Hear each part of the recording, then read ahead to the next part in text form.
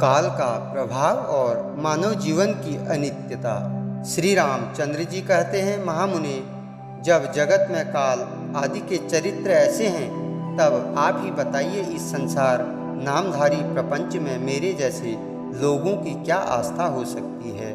मुने, इन दैव आदि के द्वारा की हुई सुख दुख आदि रूप प्रपंच रचनाओं से मोहित हुए हम लोग किसी के हाथ बिके हुए दासों तथा वन के मृगों की भांति पराधीन हो रहे हैं। जैसे सर्प वायु को पीता है, उसी प्रकार यह क्रूर आचरण करने वाला काल तरुण शरीर को बुढ़ापे में पहुंचाकर समस्त प्राणी समुदाय को निरंतर अपना ग्रास बनाता रहता है। काल निर्दयों का राजा है। वह किसी भी आर्त प्राणी के ऊपर दया नहीं करता। संपूर्ण भूतों पर दया करने वाला उदार पुरुष तो इस संसार में दुर्लभ हो गया है। मुने, जगत में जितनी भी प्राणियों की जातियां हैं, उन सबका वैभव अल्प एवं तुच्छ है तथा जितने भी भोग के स्थान हैं, वे सभी भयंकर और परिणाम में दुरंत दुख की ही प्राप्ति कराने वाले हैं। प्राणियों की आयु अत्यंत चपल अस्थिर है, मृत्यु बहुत ही निर्दय है, जवानी भी अधिक चंचल होती है और बाल्यावस्था मोह में ही बीत जाती है। संसारी मनुष्य गाने बजाने की कला के रस से कलंकित है। बंधु बांधव संसार में बांधने के लिए रस्सी के समान हैं। भोग इस जगत के महान रोग हैं तथा सुख आदि की तृष्णाएं मृग तृष्णा के समान हैं।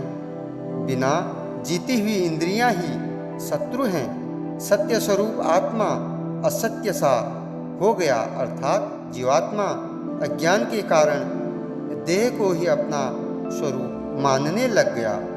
बिना जीता हुआ मन बंधन का हेतु होने से आत्मा का शत्रु है एवं अज्ञानवश यह जीवात्मा स्वयं ही अपने आप पर उस मन के द्वारा प्रहार करता है। अहंकार ही कलंक का कारण है।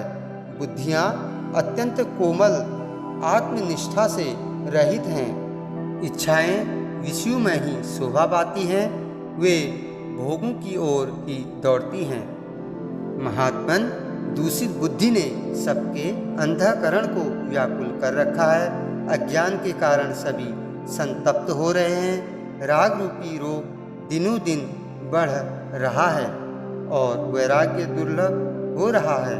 आत्मदर्शन की शक्ति रजोगुण से नष्ट हो गई है, अतः सत्वगुण नहीं प्राप्त होता, केवल तमोगुण बढ़ रहा है। इसीलिए सच्चिदानंद घन परमात्मा अत्यंत दूर है। जीवन अस्थिर हो गया है। मृत्यु जल्दी ही आने के लिए उत्सुक है।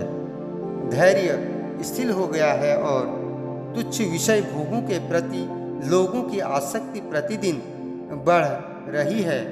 बुद्धि मूढ़ता से मलिन हो गई है। शरीर का अंतिम परिणाम एकमात्र विनाश ही है। देह में जरावस्था प्रज्वलित हो उठी है और पाप की ही बारंबार स्फुरणा होती है। जवानी यत्नपूर्वक भागी जा रही है। सत्संग दुर्लभ हो गया है। कभी कोई उत्तम आश्रय नहीं मिलता और सत्यभाव का उदय तो कहीं हो ही नहीं रहा है। मन मोह से आच्छन्न सा हो रहा है। दूसरे को सुखी देखकर होने वाला आत्मसंतोष मानो दूर चला गया है। उज्ज्वल करुणा का उदय नहीं हो रहा है और नीचता दूर से निकट चली आ रही है। धीरता अधीरता में परिणत हो रही है। जीवों का काम केवल आवागमन जन्मना मरना रह गया है। दुष्टों का संग पद पद पर सुलभ है, परंतु सत्पुरुषों का संग अत्यंत दुर्लभ हो गया है। संपूर्ण पदार्थ उत्पन्न और नष्ट होने वाले हैं। वासना संसार में बांधने वाली है और काल प्राणी की परंपरा को नित्य कहीं अज्ञात स्थान में लिए जाता है। दिशाएं भी नहीं दिखाई देती। देश भी विदेश सा हो जाता है और पर्वत भी बिखर कर ढह जाते हैं। फिर मेरे जैसे मनुष्य की स्थिरता में क्या विश्वास है। सत्ता मात्र ही जिसका स्वरूप है, वह काल आकाश को भी खा जाता है, 14 भुवनों को भी अपना भोजन बना लेता है, पृथ्वी भी विनाश को प्राप्त हो जाती है। फिर मेरे जैसे मनुष्य की स्थिरता पर क्या विश्वास किया जा सकता है। कालवश समुद्र भी सूख जाते हैं, तारे भी टूटकर बिखर जाते हैं, सिद्ध भी नष्ट हो जाते हैं। फिर मेरे जैसे मनुष्य की स्थिरता पर क्या आस्था हो सकती है। बड़े बड़े दानव भी विदीर्ण हो जाते हैं, ध्रुव भी अध्रुव जीवी बन जाते हैं और अमर भी मरण को प्राप्त होते हैं। फिर मेरे जैसे मनुष्य की स्थिरता पर क्या विश्वास हो सकता है।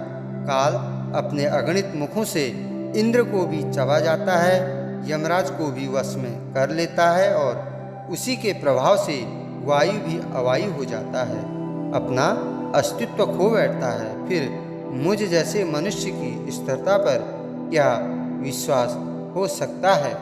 चंद्रमा भी कालवश आकाश में विलीन हो जाता है, सूर्य के भी खंड खंड हो जाते हैं और अग्नि भी विनाश को प्राप्त हो जाती है। फिर मुझ जैसे मनुष्य की स्थिरता पर क्या आस्था की जा सकती है, जो काल को भी कवलित कर लेता है, नियति को भी टाल देता है और अनंत आकाश को भी अपने आप विलीन कर लेता है। उस महाकाल के होते हुए मुझ जैसे मनुष्य की स्थिरता पर क्या विश्वास किया जा सकता है, जिसका कानों से श्रवण, वाणी से वर्णन और नेत्रों से दर्शन नहीं होता। ऐसे अज्ञात स्वरूप एवं माया के उत्पादक किसी सूक्ष्म तत्व के द्वारा 14 भुवन अपने आप में ही माया द्वारा दिखाए जा रहे हैं। वह तत्व निर्गुण निराकार सच्चिदानंद घन परब्रह्म परमात्मा ही है। समष्टि अहंकार रूप कला को प्राप्त होकर सबके भीतर निवास करने वाला वह काल का भी काल रूप परमात्म तत्व सबसे महान है। तीनों लोकों में ऐसा कोई पदार्थ नहीं जो उसके द्वारा नष्ट न किया जा सके। स्वर्ग में देवता, भूतल पर मनुष्य और पाताल में सर्पों की सृष्टि उसी ने की है। वही अपने संकल्प मात्र से इन सबको जर्जर दशा में पहुंचा देता है। वो दूसरों का उपकार करने वाली है और दूसरों की पीड़ा देखकर संतप्त हो उठती है। अपनी आत्मा को शांति प्रदान करने वाली उस शीतल बुद्धि से युक्त ज्ञानी महात्मा ही सुखी है।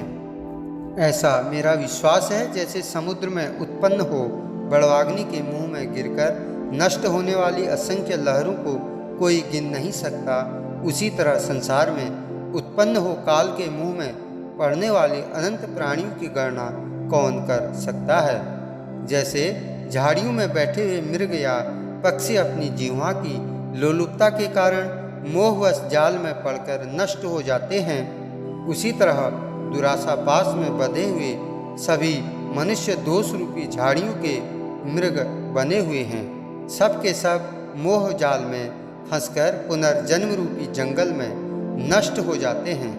इस संसार में लोगों की आयु विभिन्न जन्मों में किए गए कुकर्मों से नष्ट हो रही है। मुनीश्वर, इस संसार में लोगों की बुद्धि चंचल और मृदु है। उसी बुद्धि से युक्त मनुष्य व्यर्थ ही अनेक संकल्प विकल्पों का जाल रचते हुए कहते हैं आज उत्सव है, यह बड़ी सुहानी ऋतु है, इसमें यात्रा करनी चाहिए। वे लोग हमारे भाई बंधु हैं और यह सुख विशिष्ट भोगों से युक्त है। इन्हीं संकल्पों में पड़े पड़े वे सब लोग एक दिन काल के गाल में चले जाते हैं।